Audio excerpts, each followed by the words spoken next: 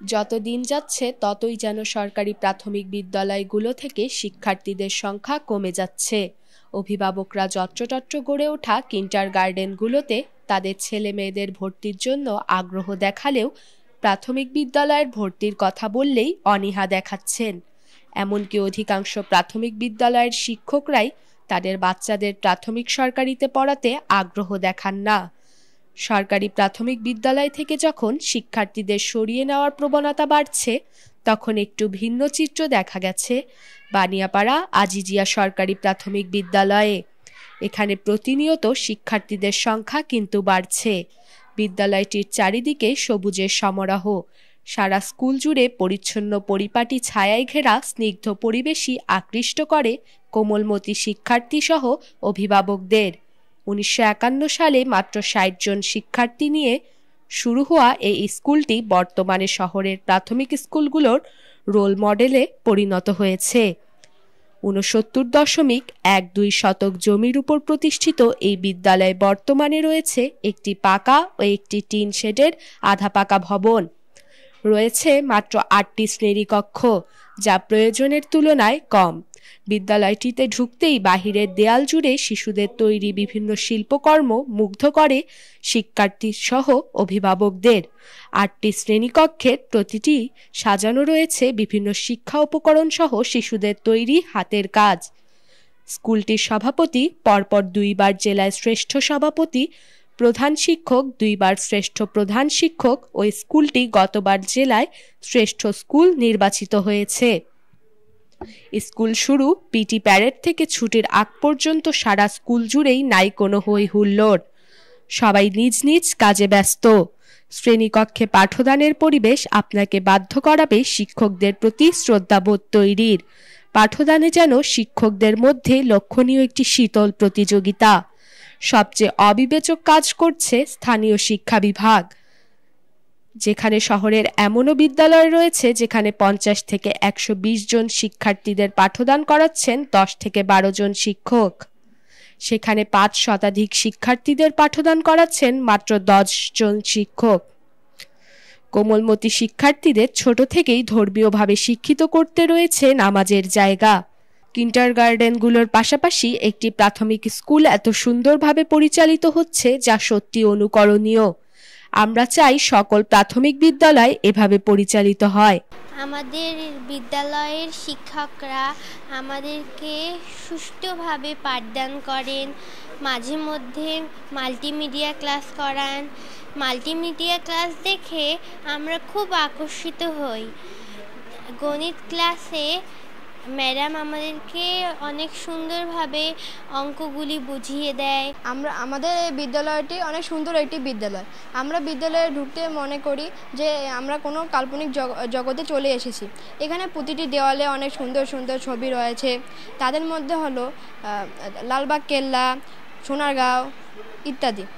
আমি মূলত স্কুলে পড়াশোনার মান খুবই ভালো। আমি আসছি রংপুর থেকে, আমার স্থানীয় না, আমি বাসা ভাড়া নিয়ে এখানে থাকি। তবে স্কুলের যখন আমি বাসা ভাড়া নিয়েছি তখন শুনছি যে স্কুলের মান খুবই ভালো। তো প্রথমে আমি দিতে চাইনি, পরে যখন আমি আসলাম স্কুলের স্যারদের উপস্থিতি এবং পড়াশোনার মান দেখছি আমি খুবই সন্তোষজনক। এবং পড়াশোনার প্রতিদিনের যে রুটিন মাফিক যে পড়াগুলো হয়, হোমওয়ার্কের লেখা খুবই সুন্দরভাবে স্যাররা ম্যাডামেরা ওনারা সুন্দরভাবে মনে করেন হচ্ছে যে উপস্থিতি কিন্ডারগার্টেনের যে পড়াশোনার যে মান তার থেকে অনেক ভালো। বানিয়াপাড়া আজিজিয়া সরকারি স্কুলে আমার 2টা বাচ্চা পড়াশোনা করে। একটা বাচ্চার পড়াশোনা ভালো লাগছে বিধায় আরেকটা বাচ্চাকে দিচ্ছি এখানে।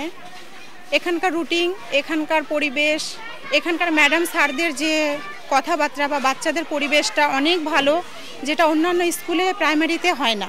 আর আমাদের সবচেয়ে বড় শক্তি হচ্ছে আমাদের সহকর্মী যারা আছেন তাদের সাথে আমরা যথেষ্ট আন্তরিক, একে অপরকে অনেক সুন্দর সহযোগিতা করি। সহযোগিতামূলক একটা পরিবেশ আমাদের এই স্কুলে আছেন।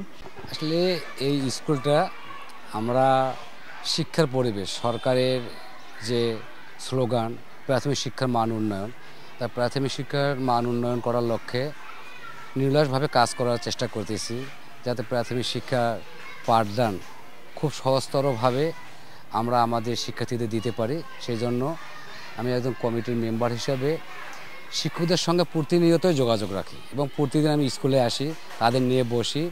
আর যেগুলো বাচ্চা তো সবাই সমান হতে পারে না, দুর্বল অবশ্যই থাকে। সেই দুর্বল বাচ্চাদের অভিভাবকদের নিয়ে আমরা নিয়মিত বৈঠক করি, তাদেরকে বোঝাই। বাচ্চা যদি রেজাল্ট খারাপ হয় সেক্ষেত্রে আমরা বসি, বুঝাই এবং যে কোনোভাবে আমরা সাহায্য করার চেষ্টা করি। আর্থিক থেকে শুরু করে সমস্ত দিক থেকে সাহায্য করার চেষ্টা করি যে বাচ্চারা যেন ভালো হয় এবং আমরা ভালো পরিবেশ গড়ার চেষ্টা করতেছি। দেখেন, একটা বিদ্যালয় তখনই ভালো হয় যদি তার অবকাঠামো ভালো থাকে। অবকাঠামো পাশাপাশি এলাকার পরিবেশ, এই সকল মিলিয়ে কিন্তু একটা শিক্ষার পরিবেশ সুষ্ঠু করার প্রয়োজন বলে আমি মনে করি। সেদিক থেকে আমরা ইনশাল্লাহ অনেক ভালো আছি। এলাকার পরিবেশ, আমাদের অবকাঠামো পরিবেশ, পাশাপাশি শিক্ষক শিক্ষিকার আন্তরিকতা, আমাদের কোনো আন্তরিকতা আমাদের অভাব নেই। আমরা সকলে সম্মিলিতভাবে খুব সুন্দরভাবে কীভাবে স্কুলটাকে ভালো করা যায়। আমি চাই আমাদের স্কুলের দেখা দেখি পার্শ্ববর্তী স্কুলরাও যেন, আমার মূল উদ্দেশ্য হচ্ছে এটাই, আমাদের দেখা দেখি পার্শ্ববর্তী স্কুলরাও যেন আমাদের মতো পড়াশোনা করায়, বাচ্চাদের আদর যত্ন করে, খেলাধুলা করে। শুধু পড়াশোনা করলে হবে না, পড়াশোনার পাশাপাশি খেলাধুলাও দিতে হবে। আমাদের স্কুল থেকে প্রাথমিক শিক্ষা পদক আমি নিজেই তিনবার শ্রেষ্ঠ সভাপতি হয়েছি, একবার শ্রেষ্ঠ শ্রেষ্ঠ সমাজসেবা হয়েছি। আমাদের স্কুল 2023 সালে জেলার শ্রেষ্ঠ স্কুল নির্বাচিত হয়েছে। পাশাপাশি আমাদের যে প্রধান শিক্ষক আছে উনি আমাদের বিভাগীয় পর্যায়ে দ্বিতীয় রানার আপ হয়েছে আমার শ্রেষ্ঠ শিক্ষক হিসাবে। এটা আমরা অর্জন করতে সক্ষম হয়েছি এবং এর পিছনে প্রাথমিক শিক্ষা পরিবার আমাদের সৈয়দপুরের স্যাররা আমাদেরকে হেল্প করছে, বিধায় আমরা এই অবস্থানে আসতে পারছি।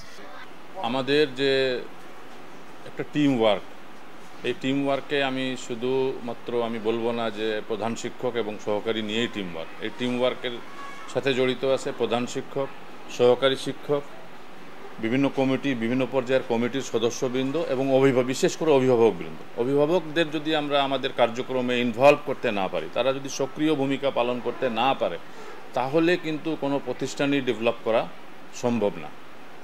আমরা এখানে প্রায় প্রতি মাসেই আমি অভিভাবকদের সাথে শ্রেণীভিত্তিক যোগাযোগ রাখি।